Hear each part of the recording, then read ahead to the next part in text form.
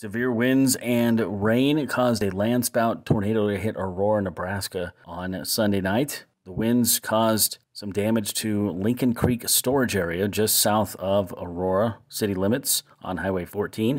Up to 15 units were damaged, several with doors ripped right off. Winds continued into Monday morning, but not nearly as strong as they were Sunday night. For the Grand Island Independent, this is Josh Salmon.